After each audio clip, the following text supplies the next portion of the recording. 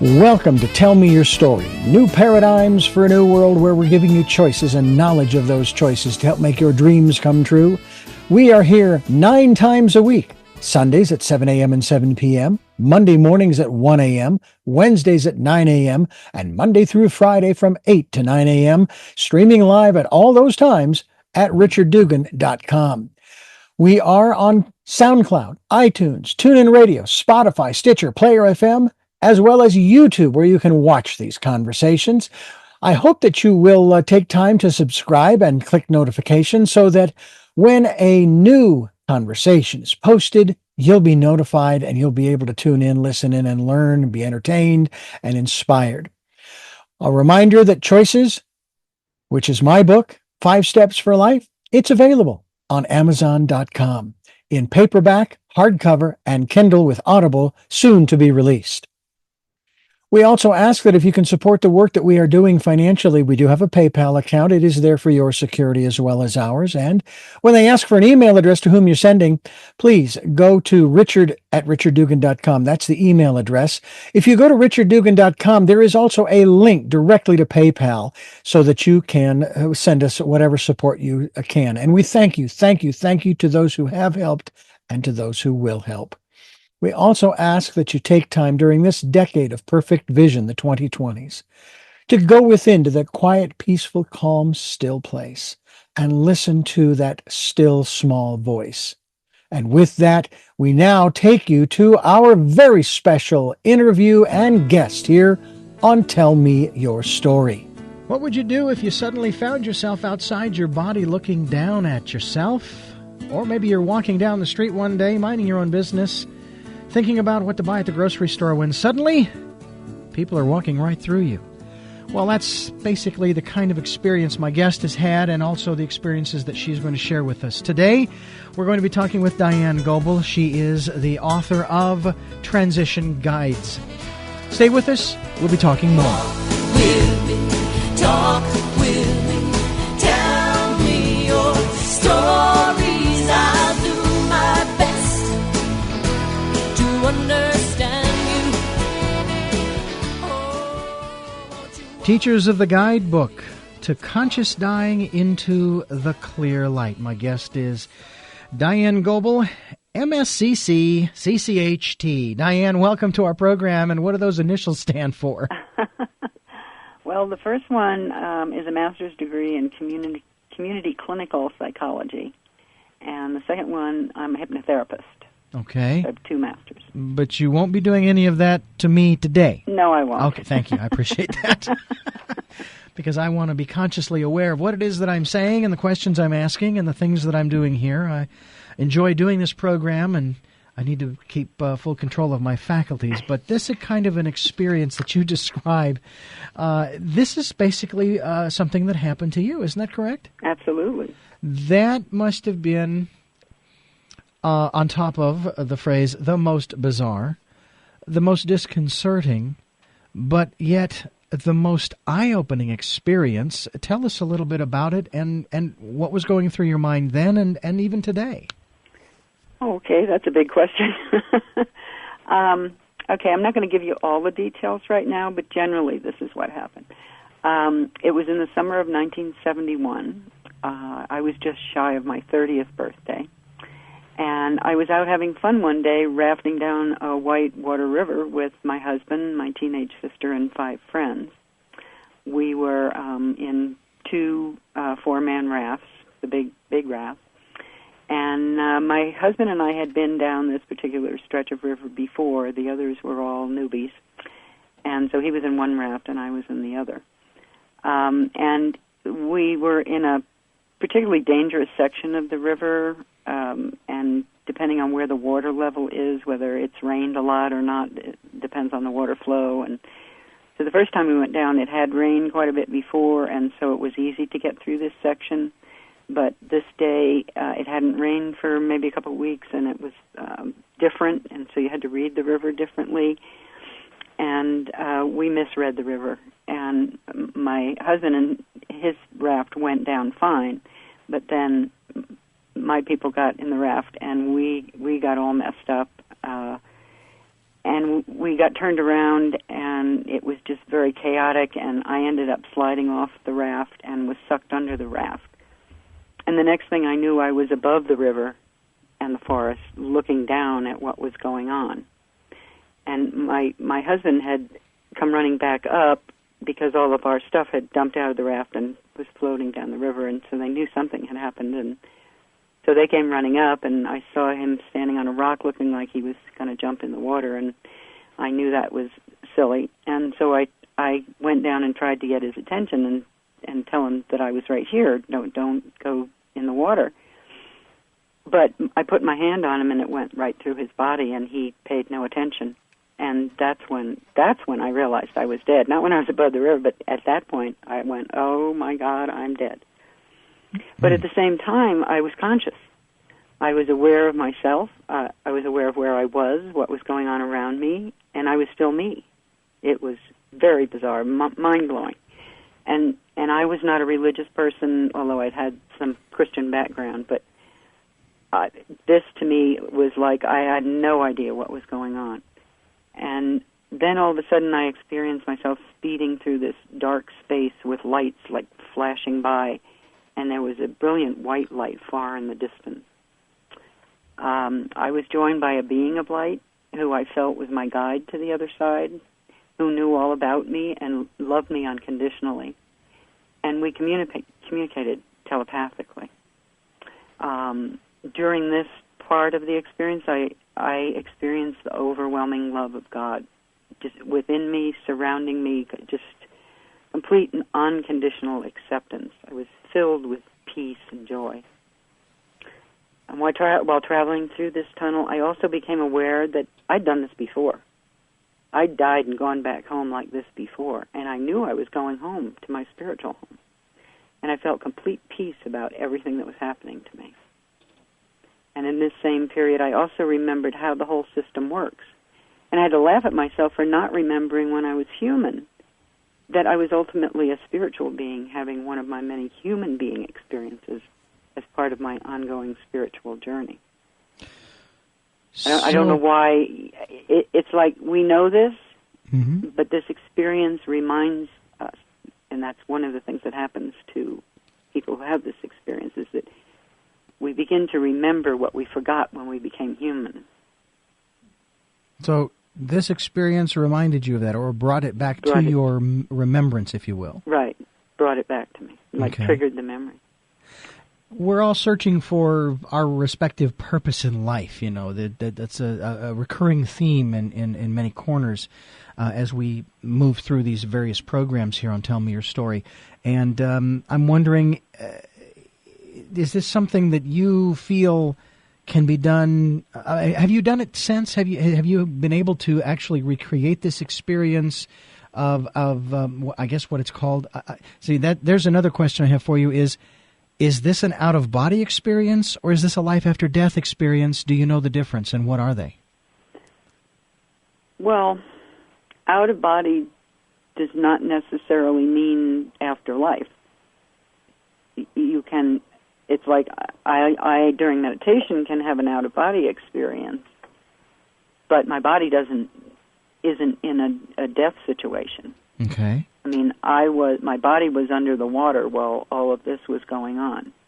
And the reason I know this was different from other experiences is that I've been a water person all my life. I was a water skier and a swimmer and a diver and a scuba diver, and I did all water sports and body surfing. And, there were times when I got caught under the water when something happens, whether it was a wave or I had a couple of accidents water skiing where I fought to get to the surface.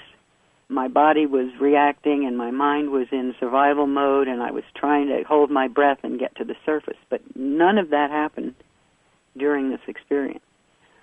So what happened was I accepted that I was going to die. It was a very calm, peaceful, rational decision that I was going to die, and I had to choose which way I was going to die because of what was happening to me. And I just breathed in the water knowing that I was going to die, and everything went blank. And that's when all of a sudden I found myself up above the river looking down. So you had the physical body experience, which you do remember. Mm-hmm. Then it went to black. Mm-hmm. And then suddenly your vision was restored, and there you were above it all. Mm-hmm. Going back to the issue of purpose, why do you think this happened? To me? Mm-hmm. What was the purpose in all of this? Because in essence, this sort of brings us to why we are here today with you. Well, I think it has more to do, not so much to do with me, as more to do with the times that we're in, that it's time for humanity to raise their level of consciousness. We've got to get out of this animalistic early brainstem response to everything, that it's anger and hate and vengeance, and we're coming from a lower chakra area, and we're stuck in that position, and the only way to get people to think differently is for people to go through this experience. And we're talking about, 11 million people or something that they're assuming have had this experience. There's got to be some reason other than just, whoopee, this was fun. And you don't accept sciences or the medical profession's explanation that these are just synapses firing as the body is shutting down, et cetera, et cetera, et cetera. This because you came back, obviously. You're here talking to us. Yeah. I mean, that's just silly. I understand. I have a scientific mind, too. I don't believe in these things take these things at face value. It's taken me 36 years to come to where I am right now, and, it's like I've analyzed this, and I've studied this, and I've read probably thousands of experiences, and talked to a lot of people, and communicated with a lot of people, and it's just so much more than the brain shutting down and making you feel good about it. Mm. That science, it's like anoxia, and so the brain it turns on its survival mechanism and sends you to this pretty place. So you're not afraid. Well, what's the sense in that even, if there isn't something more beyond this? Mm-hmm. Well, now, because of this experience and with the subsequent years that followed, you actually began to put together some various writings, and in particular, the one that intrigued me was the transition guides, teachers of the guidance, the guidebook to conscious dying into the clear light. I mean, you and I, we've chatted quite a bit before this program about this whole process, which actually ties into it's more than just a fascination for me, because just because of your being scheduled on the program and you're listed up on the website as our guest for this week, I've received quite a number of emails of inquiry of people who have had these experiences as well. So let's talk a little bit about where you are today, and we'll stay away from the purpose per se of your life, because you've kind of come into that. So let's talk about what it is that you're helping others to do now through this transition guides. Well, this is kind of the culmination of the work that I've been doing for these past years. First, let me explain that back in 1971, this was not known. Nobody talked about this. About the only place you could find this is in the Bible, where, people had experiences, and then they all thought they were talking to God, and, and then they made up this religion around it. So in 1971, I think Raymond Moody wrote his book in 1972, but in 1971, people weren't talking about this. So when it happened to me, it was, I don't know, psychologically you could say it tore apart my consciousness in some way, because nothing made sense anymore. And there was nobody I could talk to about it.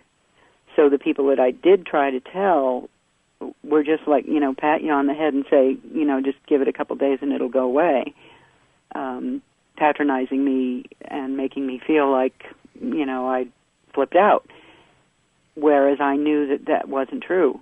And so I had to keep it inside of me for a long time, and it totally wrecked my life. I ended up getting divorced and moved away, and this happened and that happened, and, just my life was just a wreck for many, many years. And still had nobody to talk to about it. Don't you hate when the universe does that? Oh, man. Throws you it's stuff rough. like that and completely turns your apple cart upside down, and now you got to start picking pears. Yeah, it's true. I had to do things that I never thought of. My life was in a completely different direction now. I was just a housewife, never thought about doing anything else. Raising my children, that was it. So how'd you right the fruit cart, so to speak?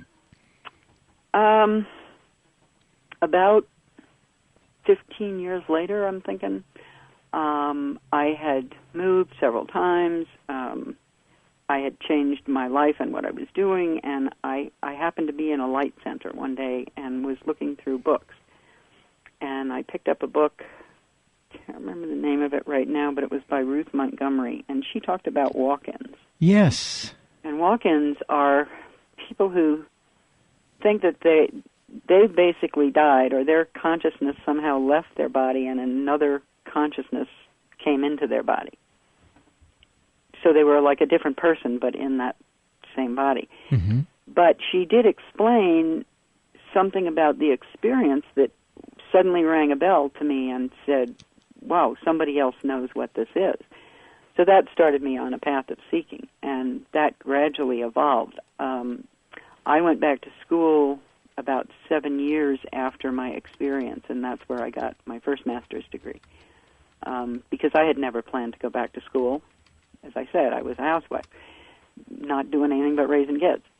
So here I went back to school. I got my bachelor's degree and I got my master's degree, and then I began counseling and consulting, and my degree is not so much in individual counseling. I develop programs, do a needs assessment, and develop a program basically in communities, like school kids who have a problem, or some population. We dealt with populations rather than individuals. So that's how I got into the program development area. My first attempt was in stress management, and I started that before anybody knew what stress was. And now everybody's talking about stress, that being the cause of all kinds of illnesses and mental problems and everything else. And then from there, my sister and I opened a Mind, Body, Spirit center where she did body work, and after she released all the emotions from the body work that she did, they'd come into me, and I'd have them talk about, stuff that was going on. That led me into wanting to become a hypnotherapist. Then I got interested in past life regression. So it's like it's been an evolution, and where I am now is is developing a course and trying to teach people how to die consciously. That doesn't mean awake, but aware. Mm-hmm. Because what happens, and the name escapes me, I think it's Borgia. He was a guy who transcribed, I forget what you call it, it was all sort of like automatic writing, where he just wrote down stuff. And one of the messages that he got was that one of the problems is that when people die, they arrive on the other side confused. They don't know they've died because it's so similar to what we are experiencing now that we don't realize we're dead. And that's why people who want to contact their loved ones who have died, they may be standing right next to them, jumping up and down screaming, but we don't see them, we don't hear them, mm-hmm. because our consciousness is not in that's reality. Sounds to me a little bit like the universe is getting a little tired of us transitioning to the other side in that confused state and says, you know what, we're going to start creating these experiences for the people on the other side. So they can come back and explain it so that you guys can get it right. And come back through the other way, not confused, and continue to move on without having to go through all of this reorientation, because we're getting tired of the reorientation classes. By the way, that book by Ruth Montgomery was Aliens Among Us. That's it. And I have read that. It's been a long time since I read that work. Yeah. But it is a fascinating dialogue as far as what we're talking about here. Now, when you talk about teaching people how to die consciously, and again, you made the differentiation between not necessarily being awake, but being aware, you're talking about training people to do it for themselves, or how to train people to help other people become reach that level?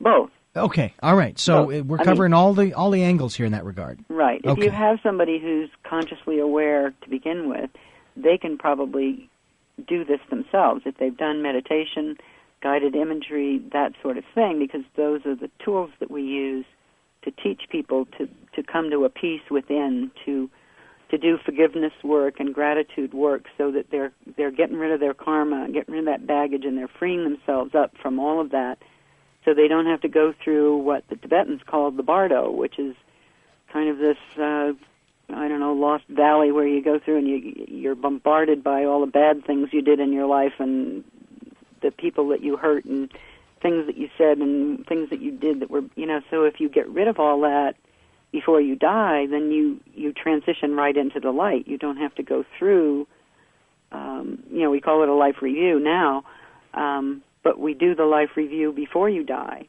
And that way you're cleared for takeoff to go right to the light. Well, we're going to continue talking about this as we continue through the hour. I want to let our listeners know. First of all, you're listening to Tell Me Your Story. I'm Richard Dugan. My guest is Diane Goble. She has written the book Transition Guides. It's here to help you to become more aware of the process, and we'll talk more about that as we continue. She has a website called transitionguidetraining.org. All one word. Isn't the 21st century a wonderful thing? transitionguidetraining.org. I received an album about 1986 from someone, and they put a letter inside, printed on both sides. It was all jammed together. There were no spaces. That was unbelievable. She can also be reached at transitionguide@mac.com, transitionguide@mac.com, and we have a link at richarddugan.com. We'd love to hear from you. I'm Richard Dugan, and my email address, I just created this one, tell me your story at richarddugan.com. That's correct. Tell me your story at richarddugan.com. That's richarddugan.com. That's also the website, richarddugan.com. Give us a call this afternoon. We would like to take your call and have you talk to Diane. Maybe you've had a similar experience that maybe it's troubling you a little bit. Maybe you're having a little difficulty comprehending what has happened to you, and maybe you're among that 11 million people that has had these experiences, and that would be something we'll talk about in our second half here, Diane, is helping people to better cope with this experience so that they can realize that there isn't anything wrong with them, that they're okay. They've had an experience that only 11 million out of 6 billion have had, and that is a small percentage, but that it's important for people to understand what it is and how to, I guess, put it to work for themselves. As we continue here on Tell Me Your Story, I am Richard Dugan, and I certainly hope you will stay with us as we continue talking with the author of Transition Guides, Teachers of the Guidebook to Conscious Dying into the Clear Light. Diane Goble is my guest. Send me an email. Tell me your story at richarddugan.com, and we will be back in just a moment. Remember the stories your family used to tell? When was the last time you listened to the songs of your youth? Want to hear those voices and music again? Fast Forward can help. Fast Forward Audio Communications can transfer your records and tapes to CD so you can hear them again for the first time. Those memories are priceless and are great to hand down to the next generation. Keep those memories alive. Call 708-9804. Fast Forward. It's the right direction for preserving your family's memories. Just call 708-9804.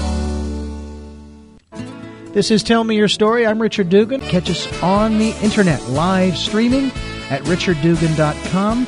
That's richarddugan.com. We're talking with Diane Goble and Transition Guides. Stay with us. Tell Me Your Story is the name of the program. I'm Richard Dugan, your host. My guest is Diane Goble. She has written a book. It's a training manual, if you will, Transition Guides, Teachers of the Guidebook to Conscious Dying into the Clear Light. And we're talking about transitioning. I have to say, Diane, that I've sort of adopted the phrase and or the word just transitioning instead of using the word dying. I don't know. I don't necessarily perceive that as a fear on my part of that. It's just trying to demystify it and take the fear out of it, which is part of the whole aspect of confusion that we're talking about near the end of the last segment. And that's something that we will talk about a little bit more as well. But in this training process, for those who are wanting to transition, especially those, say, with terminal illnesses, let's say in a hospice, which you have experience in, is this training for anybody, or do they need to meet certain minimum qualifications? Well, there's certainly levels of training. You can go anywhere from nurses. There's a new degree in thanatology now that is incorporating some of this information. What's that again? Thanatology. Thanatology. THAN. Oh, okay, thanatology. Right, it's a study of death. Okay. And so they've developed some colleges, I guess, that teach nurses mainly. But spiritual ministry is also incorporating some of this. I'm hoping to get it into hospice. Hospice does something very similar, but what I'm doing is from a near-death perspective. It's a little bit different because I'm talking about things that they don't incorporate like in hospice. Like you won't find the nurses talking about some of the things that I will talk about. Mm-hmm. But what I want to train, the people that I want to train right now are all mainly alternative health practitioners. So if you're a yoga instructor or you teach meditation or you do Reiki, you do hypnotherapy, because those are the modalities that are already incorporated in the program. So if you already teach yoga or if you already teach meditation, you're already halfway there as far as the training goes. My program involves learning to teach meditation and write guided imagery scripts to help people work through their life review and their forgiveness work and so forth. So you have a little background would be helpful. Mm-hmm. And people can make, this is non-denominational. I'm not of any particular religion. I'm just giving the near-death experience perspective. So anybody who is in that area is welcome to take the training. Now, if you're a caregiver for a parent, you can get the book, which is separate from the training manual, and by reading the book, you can work with your loved one who's going through the terminal part of their illness. But the sooner you start, the better. If you wait till 3 days before, it's just not going to happen because there's too much going on. The person is already in the process. The nearing death awareness begins, could be a week, 2 weeks before the actual death. So the sooner you can start, if you're given a 6-month death sentence from the doctors where they say, we can do no more, take them home, that's a good amount of time. If you have the 6 months, unfortunately, most people wait until about a week before they die to go to hospice. So there's kind of a gap right now, and that's what I'm trying to fill. I'm trying to get people out there who are doing this so that people are aware of it. Are you familiar with anybody else out there that is training people in this kind of process? I recently, and only because one of the students found my website, found out about a place up in Oregon where it's kind of a Dutch. These people are from Holland, and they have a kind of a program like this, and so it's a degree program, training people, mostly ministers, to go through the dying process with a person. So it's like we're setting up a profession where people will actually be going through the process with the person. Mine includes the guidebook for conscious dying, which is something that the person and their transition guide will work on together to write something similar to what goes on in the Tibetan Book of the Dying, where they walk you through. Mm-hmm. So you set it up beforehand. You know, if you're a terrible person, you're going to have more work to do than somebody, than a nun, let's say. Okay. And we're all somewhere in between there. And so the people will help them work through it, and then they will read it to them as they are dying. Because as we're dying, we're distracted by things that are going on around us. Like, for me, it was just awesome. I'm going, oh, look at that. Oh. Well, if you know what's going to go on beforehand, then you're not so distracted, and you go right to the light. I was watching a movie some time ago about this process, and I probably take the perspective of the individual who was racing to get to this dying person because he wanted this person to share with him what they were experiencing as they were experiencing it. And he was there at the guy's bedside at the very last. What's happening? The guy was in tears. And what do you see? What do you hear? What? And I wish I could remember the name of the movie, but it was along those same lines. I'm kind of like that person. I'm very curious about what's on the other side, if in fact there is even an other side. Maybe it's just a different perspective more than anything else. I would love to have the experience of going over there to, for lack of a better term, to see what's there and then come back here, because I've heard so many things about what it's like, but not from anybody that's been there and then come back. Mm-hmm. Because usually they stay. Right. Apparently, it must be pretty nice. I know most of my clients die, so I don't know how they did. You know. Exactly. Yeah, it's strange. It's a fascinating subject, and I find that interesting that now there's a degree program, which is kind of exciting in one sense. And again, I'm coming across more people who are having these experiences, and there are those who actually are now consciously having these experiences. Mm-hmm. But they're not dying, but they are going through that process of leaving the body. Do you see a major difference between that out-of-body experience, and I mean, you sort of defined it before, but is there still some, I've heard that there's a string, there's like a silver cord, that if it's cut, boom, you're off, you're like a hot air balloon, and you're just going up, and you will not reattach to the body. Right. Yeah, that's the thing. The first time I had an out-of-body experience, I was taking a class in self-hypnosis, and this was back in early 80s maybe. And I rode my bike up this hill. I was down in Los Angeles in the Valley area, and I rode up further, and there was a river, and I got off my bike, and I sat there, and I meditated, and went through this whole self-hypnosis thing that the teacher had taught, and all of a sudden, boom, I went out the top of my head, but the top of my head was attached to the top of my head. When I realized I had gone out of my body, and it freaked me out so much that I went zap right back into my body, because it's crazy. What on earth? And then I went and asked the teacher, and he explained to me about the silver cord, that you're attached to that. So if you do have an out-of-body experience, you'll be able to come back. But if you die, then that's severed, and then you don't come back. It's almost like the supply line that the astronauts have when they do those spacewalks. Exactly, and I talk a lot about that in the book, how that all happens.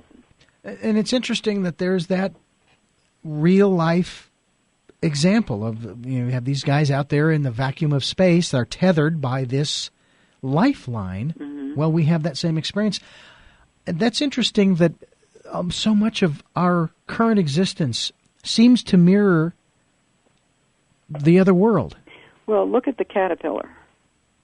Mm-hmm. I mean, it goes through, it's called metamorphosis, but it goes into a cocoon and goes through a transformation process and comes out a butterfly. And if you look at that, that's what we do. We're in this caterpillar stage, and then we go into the dying stage, and we go through this transformation, and then we're free, and we're free to go off into this other realm.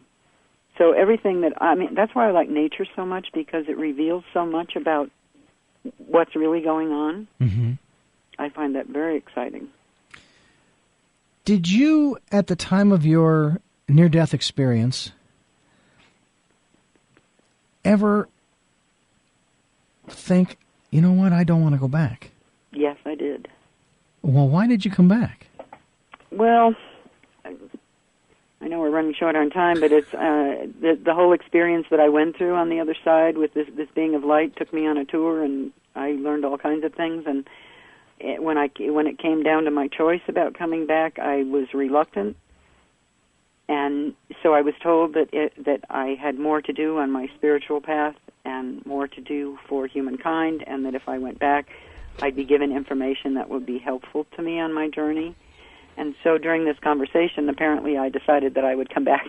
Mm-hmm. And my head suddenly popped out of the river, down the river from where the accident had happened, and I was fine. Wow. So it was I reluctant at first, but then I realized that there was more to do, and that this life is really important. It's not something to be dismissed lightly. Right. It's not something that we want to get out of quickly. We're here to learn. We have a purpose in being here, and that's to learn about everything we can learn about that interests us.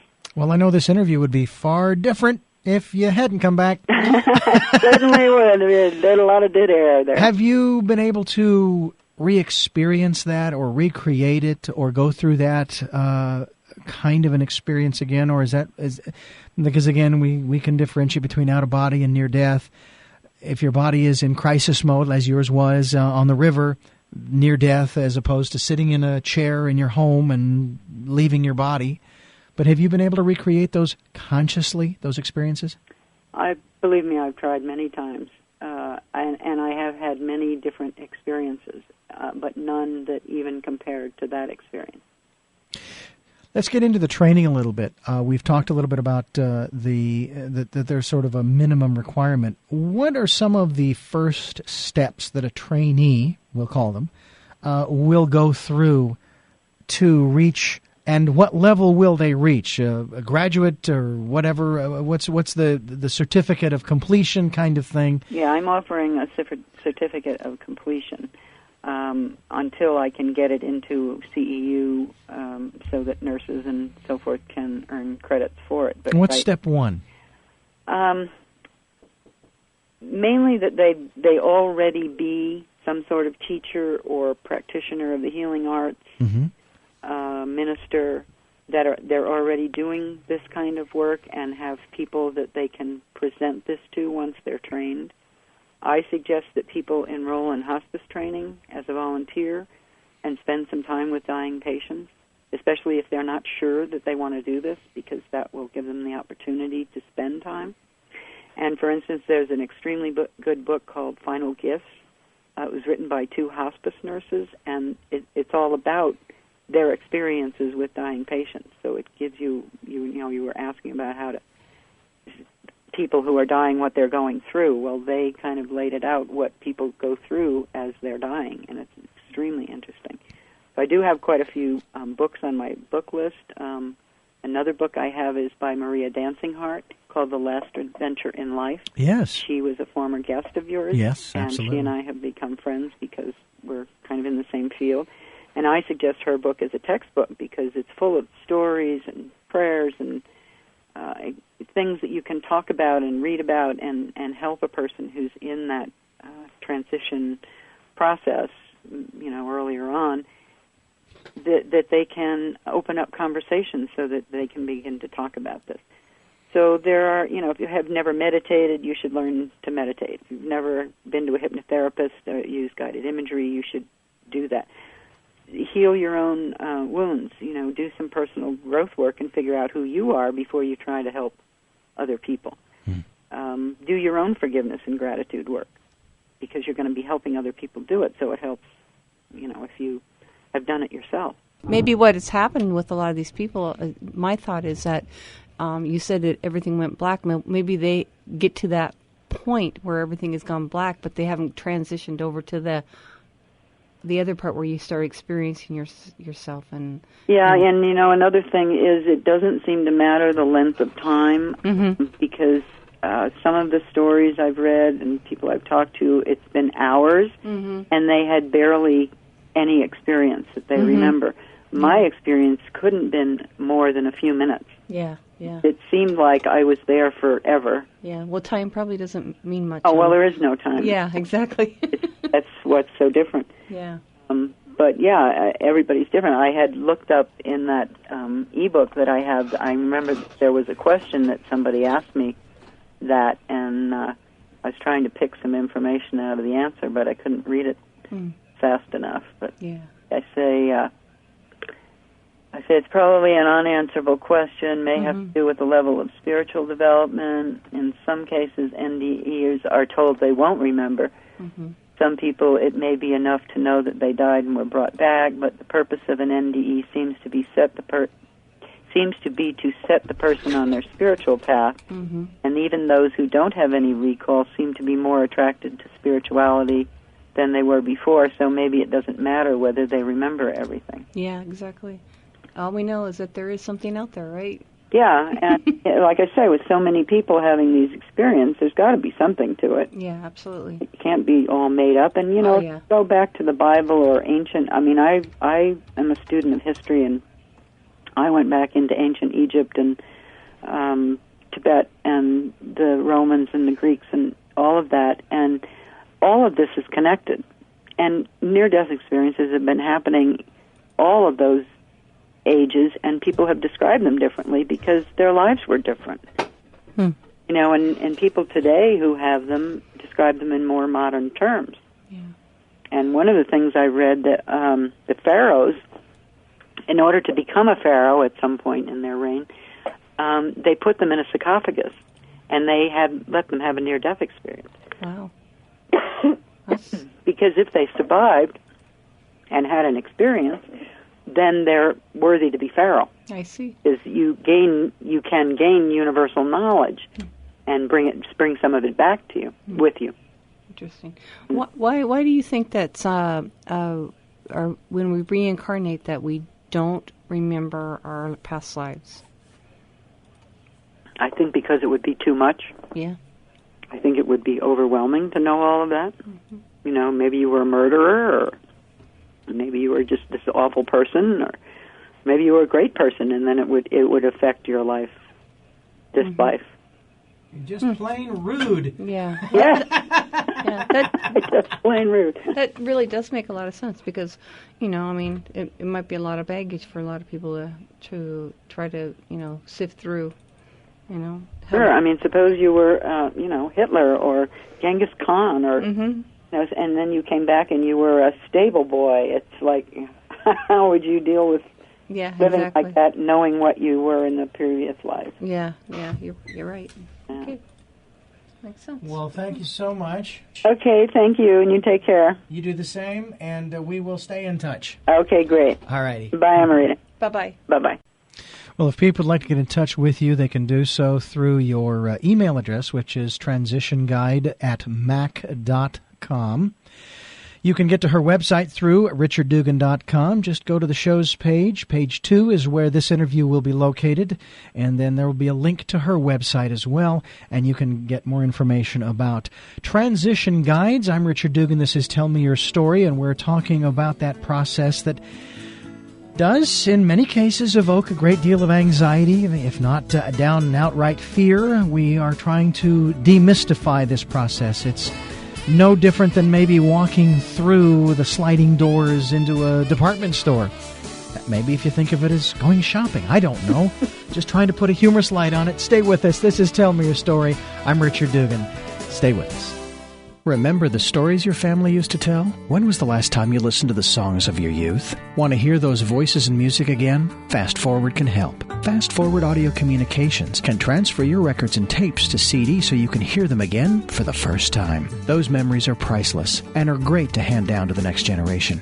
Keep those memories alive. Call 708-9804. Fast Forward, it's the right direction for preserving your family's memories. Just call 708-9804. Tell Me Your Story. I'm Richard Dugan, and you are listening to a program that's dealing with death and dying, as I like to call it, transitioning. Transition Guides is the title of the book, and my guest is Diane Goble. And Diane, as we get close to wrapping up our program, I'm going to ask you to answer a couple more questions. But before we do that, I want to give out information. It is transitionguide@mac.com. That's MAC.com. You can also email Tell Me Your Story at richarddugan.com. Stay tuned.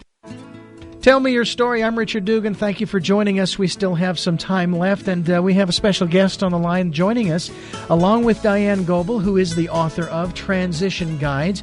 We also have Maria Dancingheart on the line, who's been on our program before, and it's nice to have you call in and share this time as we get close to the end.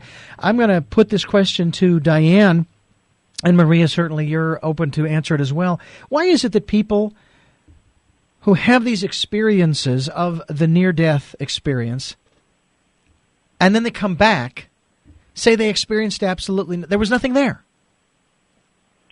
That's a good question, and I'm sure scientists will have to look into that. But I don't know. I think that sometimes the person doesn't need to know.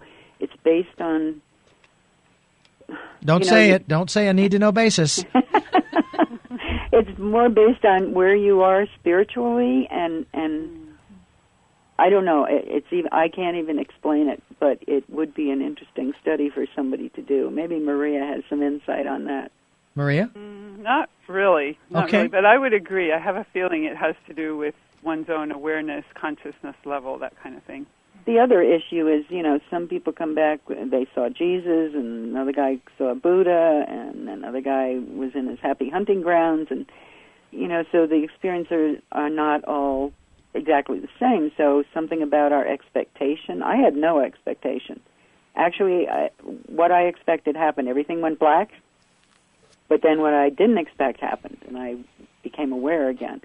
So I don't know. I don't know how to explain it. Which is probably the best honest answer there is. If you don't know, you don't know. And it's hard. I mean, that's the other thing, too, is that there's no manual. There is no book that we can turn to for definitive answers. All we can do is turn to books by people who've had these experiences, and it's their observation, their opinion, their perspective, which sometimes can be helpful. Some people see the devil.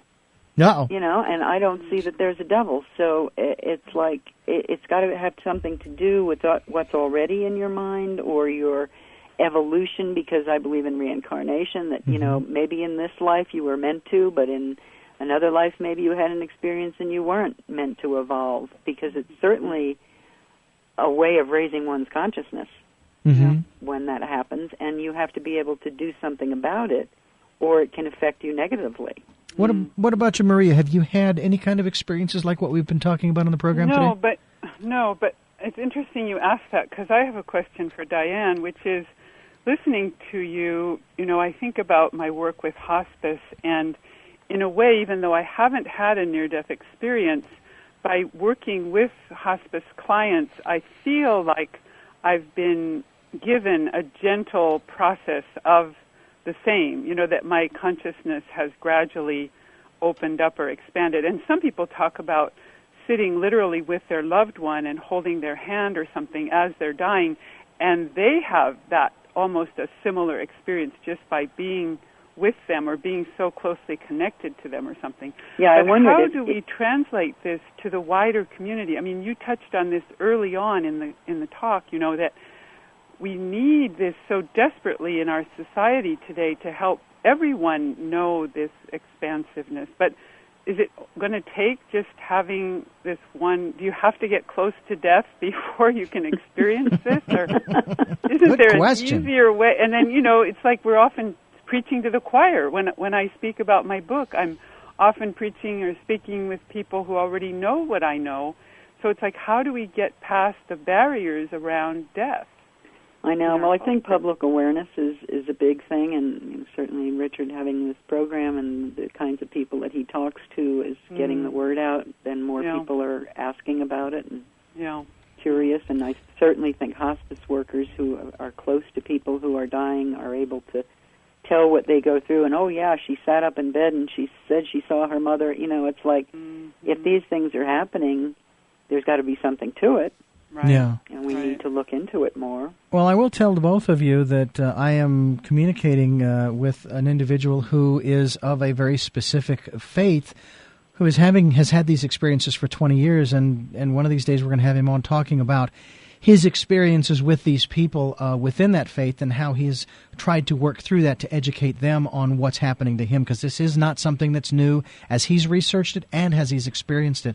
Diane, I want to thank you so much for joining our program, and Maria, I thank you for calling in. It's great to have you on the program again. Thank you. Thank you, Maria. Thank you. Wonderful. Yes. Well, can I just tell your listeners that I have a free ebook Please. offer? What I did, I've been answering emails for the past 12 years on my other website from people who have questions and they want to talk to a near-death experiencer. Okay.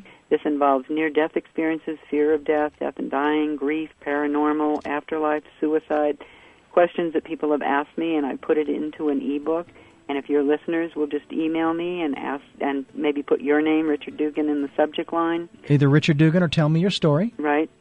I will be glad to send them the PDF file for the ebook. Terrific.